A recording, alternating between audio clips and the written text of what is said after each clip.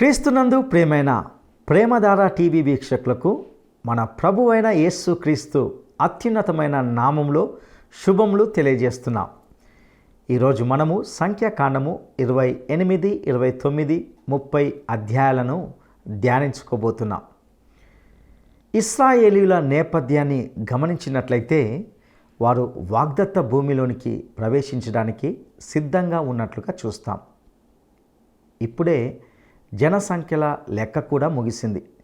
యుద్ధానికి తగిన వయస్సు, బలం ఉన్నవారెందరో లెక్కకొచ్చారు. యెహోషువ సేనాధిపతిగా నియమించబడ్డాడు. ఇశ్రాయేలు యొక్క ఆధ్యాత్మిక జీవితానికి అవసరమైన హెచ్చరికలు కూడా ఎన్నో ఇందులో చేయబడ్డాయి. ఇందులో బలులను గురించిన వివరాలను మరొకసారి గమనిస్తాం. యేసు క్రీస్తును గురించిన ఏదో ఒక గుర్తు సంఖ్యాకాండంలో కనబడుతూనే ఉంటుంది. ఆయన ఒక వ్యక్తిగా, పరిమళ హోమముగా కనిపిస్తున్నాడు. ఆరాధనకు సంబంధించిన విషయాలను కూడా తెలుసుకుంటాం. దహనబలి యేసు క్రీస్తు యొక్క వ్యక్తిత్వాన్ని చూపుతుంది. దహనబలి పూర్తిగా దహించబడుతుంది. ఆ హోమపు పొగ పైకి ఎగసిపోతుంది. ఆ హోమ ధూపము దేవుని దగ్గరకు వెళ్తుంది. దానిని దేవుడు ప్రీతిగా ఆగ్రానిస్తాడు. అందుకే దహనబలి అంత ప్రాముఖ్యమైనది. ఈ బలుల యొక్క ఆవశ్యకతకు కారణము పాపమే అనే సత్యము మరొకసారి చెప్పబడుతుంది. అదేవిధంగా మ్రొక్కుబడికి సంబంధించిన నియమాలను ఇందులో చూడబోతున్నాం. ఇక సందేశాన్ని వినడానికి మనము సిద్ధపడదామా? సోదరీ సోదరులారా, ఈ రోజున మన పాఠం సంఖ్యాకాండం 28వ అధ్యాయం. జాగ్రత్తగా వినండి. ఇశ్రాయేలీయులు వాగ్దత్త భూమిలోకి ప్రవేశించడానికి సిద్ధంగా ఉన్నారు. ఇప్పుడే జనసంఖ్య లెక్క కూడా ముగిసింది. యుద్ధానికి తగిన వయస్సు, బలము ఉన్న వారెందరూ లెక్క తేల్చారు. యెహోషువ సేనాపతిగా నియమించబడ్డాడు. ఇశ్రాయేలు యొక్క ఆధ్యాత్మిక జీవితానికి అవసరమైన హెచ్చరికలు ఎన్నో చేయబడ్డాయి. అర్పణలు, బలులు ఏవేవి అవసరమో వాటినన్నిటినీ క్రమబద్ధంగా రూపొందించారు. సంవత్సరమంతా అర్పించవలసిన జాతీయ బల్యర్పణ కార్యక్రమమంతా సిద్ధపరిచారు. ఇప్పుడు వాటిని పునర్విమర్శ చేస్తున్నారు. ఈ బలుల వివరాలన్నీ మునుపు ఒకసారి లేవియ కాండంలో విన్నాము. అందుచేత వాటినన్నిటినీ తిరిగి చెప్పబోవటం లేదు. అక్కడక్కడ ముఖ్యమైన వాటిని మాత్రమే మీ దృష్టికి తెస్తాము. అయితే ఒక ప్రశ్న మనకు ఎదురవుతోంది. దేవుడు ఎందుకు ఈ బలులను గురించి పదే పదే చెబుతున్నాడు? ఎందుకనగా ఈ బలులన్నీ రాబోయే యేసుక్రీస్తుకు ఛాయారూపకమైన వస్తు సంకేతాలు. వివరాలు మనకు అమూల్య వరాలని భావించాలి. పాత నిబంధన బైబిలులోని ప్రతి పుటలో యేసుక్రీస్తును గురించిన ఏదో ఒక గుర్తు కనపడుతూనే ఉంటుంది. మోషే యెహోవా నుండి పొందిన వాక్కు. సంఖ్యాకాండం 28వ అధ్యాయం 1, 2 వచనాలు. మోషే, నీవు ఇశ్రాయేలీయులకు ఈలాగు ఆజ్ఞాపించు. నాకు సువాసన కలుగుటకై మీరు హోమరూపములుగా నాకు అర్పించే ఆహారములను నియామక కాలమున నా వద్దకు తేవడానికి జాగ్రత్త పడాలి. గమనించారా? దేవుడు అంటున్నాడు, నాకు అర్పించే ఆహారం నా వద్దకు తేవాలి. నాకు సువాసన రావాలి. నాకు అది ఇంపైన పరిమళ హోమం. మా శ్రోతలకు జ్ఞాపకమున్నదా? లేవియ కాండంలో 2 రకాల హోమాలు పేర్కొనబడ్డాయి. కొన్ని ఇంపైన సువాసన హోమాలు, కొన్ని సాధారణమైనవి. 5 అర్పణములలో 3 పరిమళ హోమాలున్నాయి, 2 సాధారణ హోమాలు. గ్రహించండి, పరిమళ హోమం యేసుక్రీస్తు వ్యక్తిత్వాన్ని సూచిస్తుంది.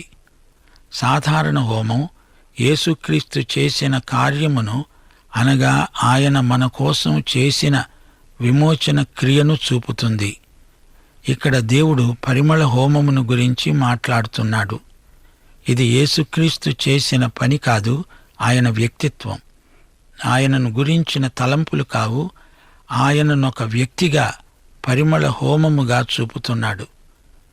సోదరీ సోదరులారా, ఆరాధన అనే మాట తరచుగా వింటున్నాము. ఆరాధన కార్యక్రమాలలో పాల్గొంటున్నాము కూడా. అయితే అసలైన ఆరాధన జరుగుతున్నదా? నా హోమము, నా ఆహారము, నా బలి అంటున్నాడు దేవుడు. యేసుక్రీస్తునందే ఆనందిస్తున్నాడు దేవుడు. అలాగే శిలువపై యేసు చేసినదే దేవునికి తృప్తినిచ్చింది. మత్తయి శుభవార్త 11వ అధ్యాయం 28వ వచనం, ప్రభువు పిలుపు విన్నారా? ప్రయాసపడి భారము మోసుకొంటున్న సమస్త ప్రజలారా, నా వద్దకు రండి, నేను మీకు విశ్రాంతి కలుగచేస్తాను అంటున్నాడు ప్రభువు. నీ పాపభారాన్ని ఆయన వద్దకు తేవాలి. ఆయన ఏమై ఉన్నాడో ఆ విషయమై నీ ఆత్మకు తృప్తి కలగాలి. ఆయన దేవుని కుమారుడు కాని ఎడల ఆయన చేసినదంతా వ్యర్థమే. ఆరాధన అనగా యేసుక్రీస్తు యొక్క వ్యక్తిత్వాన్ని గుర్తించి స్తుతించటం. అనగా దేవుడు తన కుమారుణ్ణి గురించి ఏమి అంటున్నాడో అదే మనము అనుకోవడం. ఇప్పుడు సంఖ్యాకాండం 28వ అధ్యాయం 3వ వచనం, మీరు యెహోవాకు నిత్యమైన దహనబలి రూపముగా ప్రతి దినము నిర్దోషమైన ఏడాదిదగు మగగొర్రె పిల్లలను అర్పించాలి. శ్రోతలు వింటున్నారా? ఈ దహనబలి యేసుక్రీస్తు యొక్క వ్యక్తిత్వాన్ని చూపుతుంది. దహనబలి పూర్తిగా దహించబడుతుంది. ఆ హోమపు పొగ పైకి ఎగసిపోతుంది. ఆ హోమ ధూమము దేవుని దగ్గరికి వెళుతుంది. దానిని దేవుడు ప్రీతిగా ఆఘ్రాణిస్తాడు. అందుకే దహనబలి అంత ముఖ్యమైనది.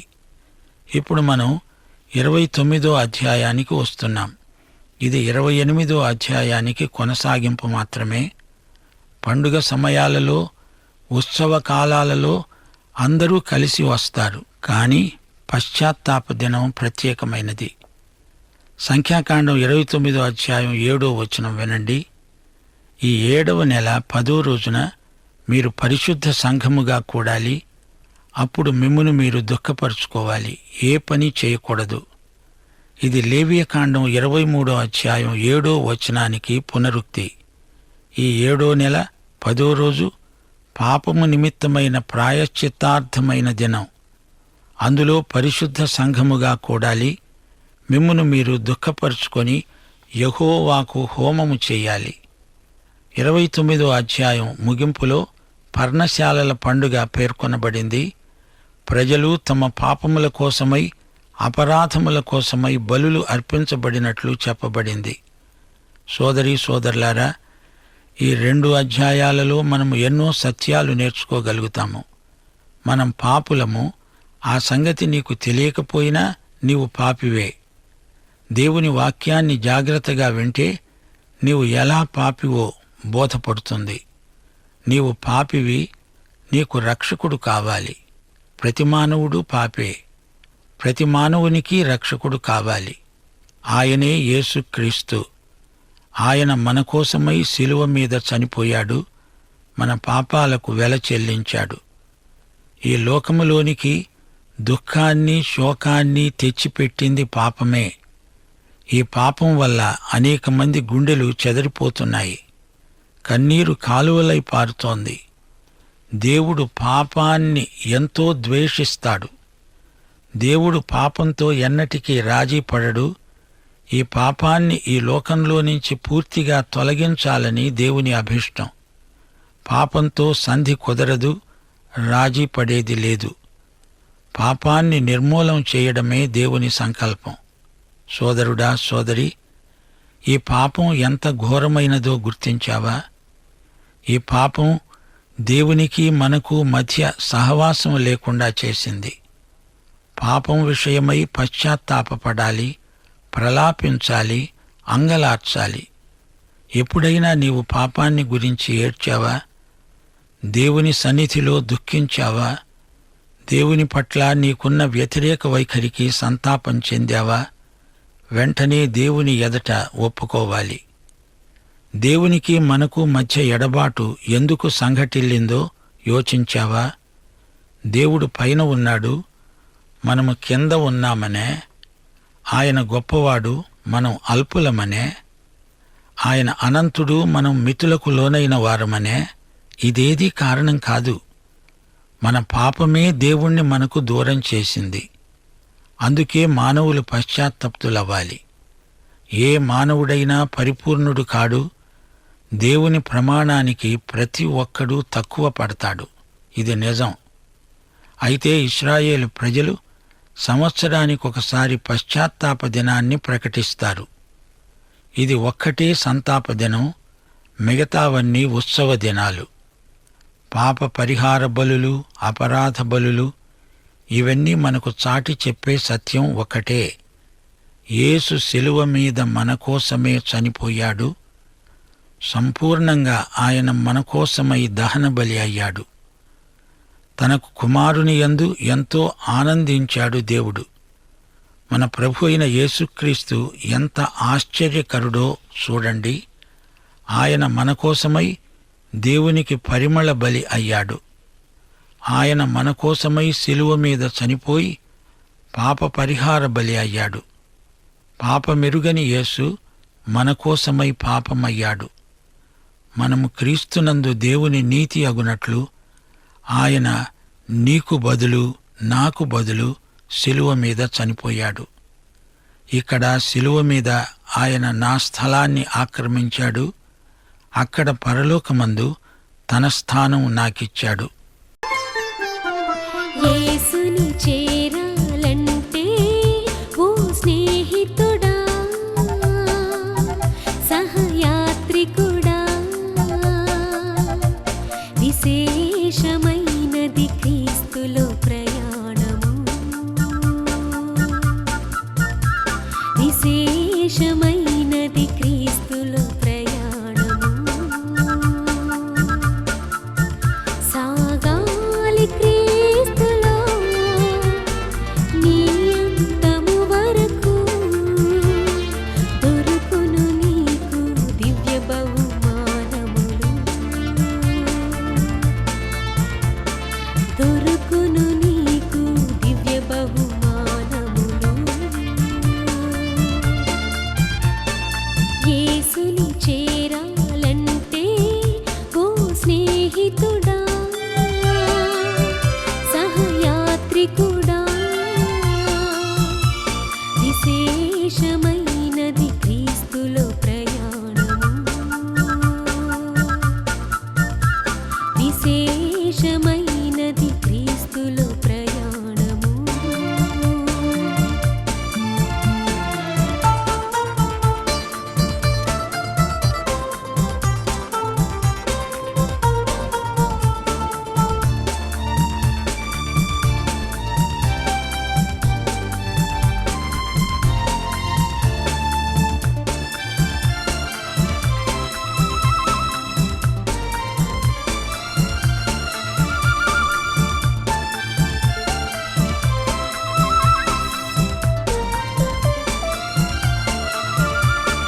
పాపికి పశ్చాత్తాపము ఎంతో ప్రాముఖ్యము. ఇదే దేవునిలో తొలి మలుపు. పాపికి పశ్చాత్తాపము ఎంతో ప్రాముఖ్యము. ఇదే దేవునిలో తొలి మలుపు. పశ్చాత్తాపము కలుగజేయును మారు మనస్సు. మారు మనస్సుతో గ్రహించవచ్చు సత్య మార్గము. మారు మనస్సుతో గ్రహించవచ్చు సత్య మార్గము. యేసుని చేరాలంటే ఓ స్నేహితుడా, సహయాత్రికుడా, విశేషమైనది క్రీస్తులో ప్రయాణము, విశేషమైనది క్రీస్తులో ప్రయాణము.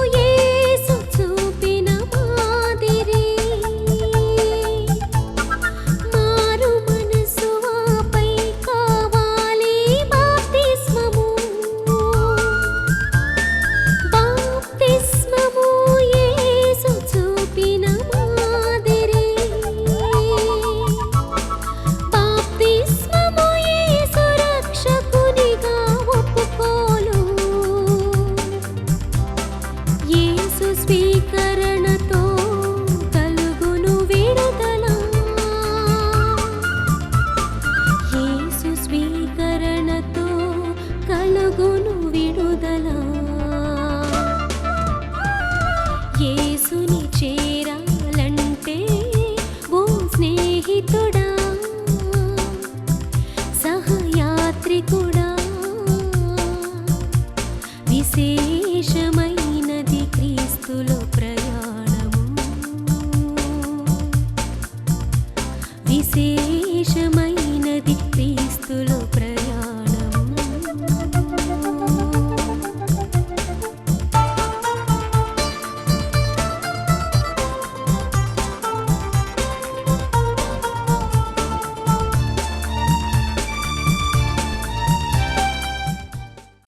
సోదరుడా, సోదరి, నీవే గనుక ఈ రోజున రక్షించబడితే క్రీస్తుతో పరలోకమందు సమాన హక్కులు పొందుతావు. క్రీస్తు తన హక్కు నీకిచ్చాడు, లేకపోతే నీవు పరలోకాన్ని చేరలేవు. క్రీస్తు దేవునికి ప్రియుడు, ఆ ప్రియుని యందే మనం అంగీకరించబడ్డాము.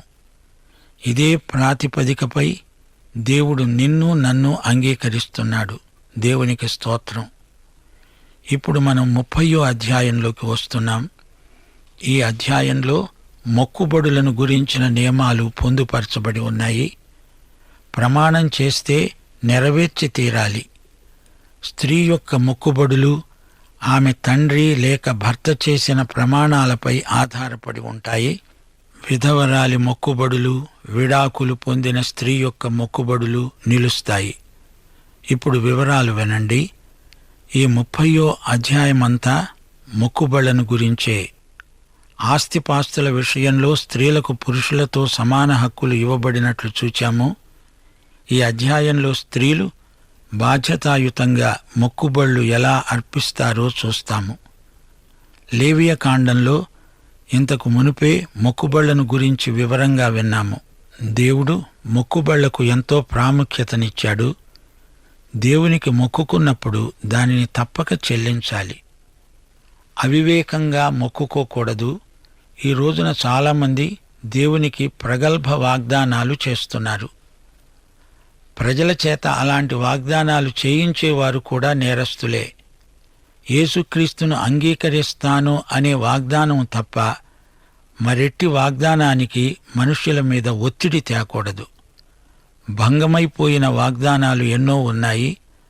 వాగ్దానము గాని మొక్కుబడి గాని స్వచ్ఛందమై ఉండాలి. బాధ్యతాయుతంగా ప్రతిజ్ఞలు చెయ్యాలి. చేసినప్పుడు వాటిని నెరవేర్చాలి. ఇప్పుడు సంఖ్యాకాండం 30వ అధ్యాయం 1-2 వచనాలు వినండి. మోషే ఇశ్రాయేలీయుల యొక్క గోత్రాధిపతులతో అన్నాడు, ఇది యెహోవా ఆజ్ఞాపించిన సంగతి. ఒకడు యెహోవాకు మొక్కుకొనిన ఎడల లేక తాను బద్ధుడగుటకు ప్రమాణము చేసిన ఎడల తన మాట తప్పక తన నోట నుండి వచ్చినదంతా నెరవేర్చాలి. ఈ రోజున క్రైస్తవులకి ఇది చాలా ప్రాముఖ్యమైన అంశం. రోమాపత్రిక 10వ అధ్యాయం 9-10 వచనాలలో పౌలు అన్నాడు, యేసు ప్రభు అని నీ నోటితో ఒప్పుకొని దేవుడు మృతులలో నుండి ఆయనను లేపాడని నీ హృదయమందు విశ్వసించిన ఎడల నీవు రక్షించబడతావు. ఏలయనగా నీతి కలుగునట్లు మనుష్యుడు హృదయములో విశ్వసిస్తాడు, రక్షణ కలుగునట్లు నోటితో ఒప్పుకుంటాడు. యేసుక్రీస్తునందు ఎలాగూ విశ్వాసముంచాలి? హృదయమందు విశ్వసించాలి. అప్పుడేం జరుగుతుంది? నోటితో ఒప్పుకుంటావు. నోటితో ఒప్పుకోవడమే వాగ్దానము, ప్రతిజ్ఞ, ఒప్పుదల. అదే నీ విశ్వాస ప్రమాణం. అదే నీ మొక్కుబడి. నోరు చెప్పేది ముఖ్యమైనది కాదు గాని నోరు చెప్పేదాన్ని హృదయం విశ్వసించాలి. హృదయము నోరు ఈ రెండూ ఏకీభవించాలి. నీవు నోటితో నమ్మవు, నోటితో చెప్తావు, ఒప్పుకుంటావు. రక్షణ కలుగునట్లు నోటితో ఒప్పుకుంటాడు. హృదయము నోరు కలిసి యుగళ గీతం పాడాలి. ఇదే సూత్రం. ఈ అధ్యాయంలోని మొక్కుబళ్లకు ఇదే సూత్రం వర్తిస్తుంది. ఇప్పుడు సంఖ్యాకాండం 30వ అధ్యాయం 3-4 వచనాలు వినండి. ఒక స్త్రీ బాల్యమున తన తండ్రి ఇంట ఉండగా యెహోవాకు మొక్కుకొని బద్ధురాలైన ఎడల ఆమె తండ్రి ఆమె మొక్కుబడిని, ఆమె కలుగజేసికొనిన బాధ్యతను విని దానిని గూర్చి ఊరుకొనిన ఎడల ఆమె మొక్కుబడులన్నీ నిలుస్తాయి. ఆమె తాను బద్ధురాలగుటకు పెట్టుకొనిన ఒట్టు నిలుస్తుంది. ఆమె అవివాహిత అయి ఉంటే తన తండ్రి ఇంట నివసిస్తున్నప్పుడు ఆమె విషయమై తండ్రే బాధ్యుడు. ఆమె మొక్కుబడి చేసి ఉంటే ఆ విషయమై తండ్రి మౌనంగా ఉంటే ఆమె చేసిన మొక్కుబడి నిలుస్తుంది. ఒకవేళ తండ్రి దానికి అభ్యంతరం చెబితే ఆమె మొక్కుబడి నిలువదు. ఆమె తండ్రి వినిన దినమున ఆక్షేపణ చేసిన ఎడల ఆమె మొక్కుబడులలో ఏదీ కూడా, ఆమె తన మీద పెట్టుకొనిన బాధ్యతలలో ఏదీ కూడా నిలువదు.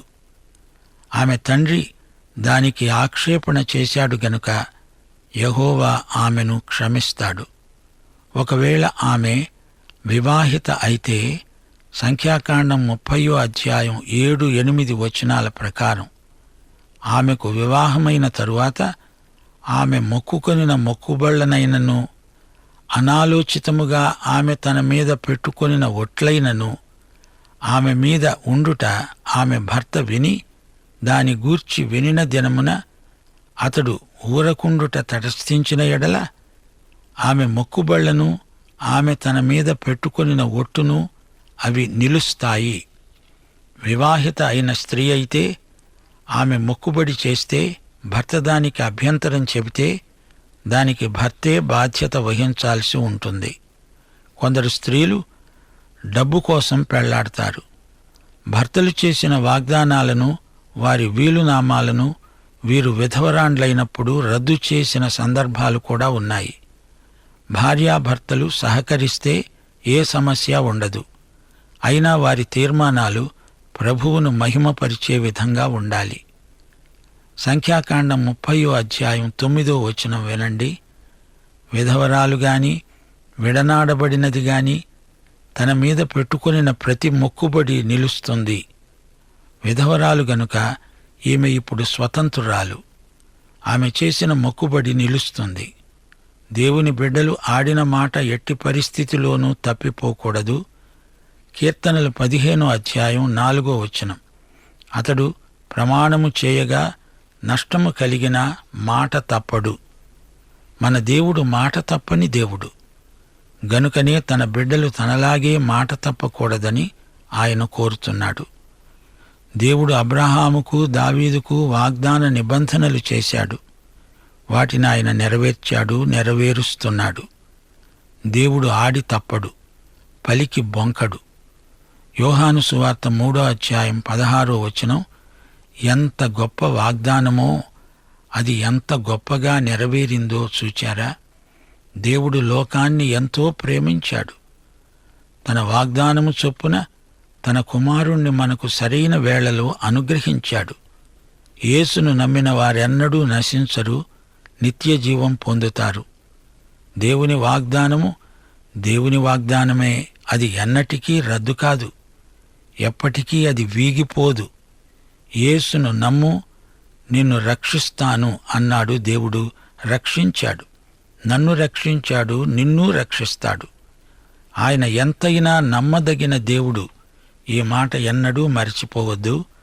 దేవుడు చెప్పాడు, అన్నాడు, వాగ్దానం చేశాడు. అది ఆయన నెరవేర్చక మానడు. దేవుడేమీ ఒట్టు పెట్టుకోనక్కర్లేదు. ఆయన మాటంటే మాటే, దానికి తిరుగులేదు. ఆయన వాక్యమే సత్యం. మనము ఆ దేవునికి ప్రతినిధులం, రాయబారులం. మనము అలాగే మాట తప్పని బిడ్డలమై మెలగాలి. ఇదే ఈ 30వ అధ్యాయంలోని సందేశం. ప్రియ శ్రోతలు, 28 నుండి 30వ అధ్యాయం వరకు యూదుల బల్యర్పణ క్రమం, మొక్కుబళ్ల నియమాలు మనం తెలుసుకున్నాము. హెబ్రీయ ఆరాధనా విధానం గమనించారు గదా. 30వ అధ్యాయంలో 12 సంవత్సరాలకు లోపుగా ఉన్న పిల్లల ప్రసక్తే లేదు. వారి మొక్కుబళ్ళు నిలవవు. అవివాహిత స్త్రీ అయితే ఆమె మొక్కుబళ్ళు తండ్రి అనుమతిపై ఆధారపడి ఉంటాయి. వివాహిత అయితే భర్త అనుమతి కావాలి. పాఠం ఇంతటితో సమాప్తం. దైవాశీస్సులు. ఆమేన్. ప్రియులారా, ఇంతవరకు మనము సంఖ్యాకాండము 28, 29, 30 అధ్యాయాలను ధ్యానించుకున్నాం. ఇందులో బలులను గురించిన వివరాలను మరొకసారి జ్ఞాపకం చేయబడ్డాం. యేసుక్రీస్తు ఒక వ్యక్తిగా పరిమళ హోమముగా కనిపిస్తున్నాడు. ఆరాధనకు సంబంధించిన విషయాలను గురించి కూడా విన్నాం. దహన బలి యేసుక్రీస్తు యొక్క వ్యక్తిత్వాన్ని చూపుతుందని కూడా విన్నాం. ఈ బలుల యొక్క ఆవశ్యకతకు కారణము పాపమే అని తెలుసుకున్నాం. ప్రజలు తమ పాపముల కోసమై, అపరాధముల కోసమై బలులు అర్పించబడినట్లుగా చెప్పబడింది. మన పాపపు సమస్య, పాపము వలనైన శోకం, అవమానం, దుష్ఫలితాలు ఎట్టివో తెలుసుకున్నాం. దేవుని ఎడల విధేయత, పశ్చాత్తాపం మరియు విశ్వాసాల ద్వారానే రక్షించబడగలం. చివర్లో మనము మ్రొక్కుబడులను గూర్చి విన్నాం. తన నోట నుండి వచ్చినదంతా ఒకరు తప్పకుండా నెరవేర్చాలి. ఈ రోజున క్రైస్తవులకు ఇది చాలా ప్రాముఖ్యమైన అంశం.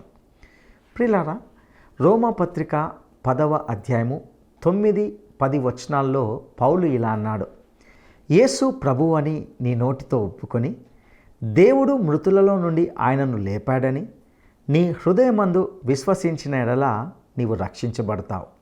ఏలయనగా నీతి కలుగునట్లు మనుషుడు హృదయంలో విశ్వసిస్తాడు, రక్షణ కలుగునట్లు నోటితో ఒప్పుకుంటాడు. యేసు క్రీస్తునందు ఎలాగూ విశ్వాసం ఉంచాలని అంటే హృదయమందు విశ్వసించాలి. అప్పుడు ఏం జరుగుతుంది? నీవు నోటితో ఒప్పుకుంటావు. నోటితో ఒప్పుకోవడమే వాగ్దానము, ప్రతిజ్ఞ, ఒప్పుదల. అదే నీ విశ్వాస ప్రమాణం. ఆ విధంగా జీవించడానికి ప్రభువు మీకు సహాయం చేయనుగాక. దైవాశీస్సులు.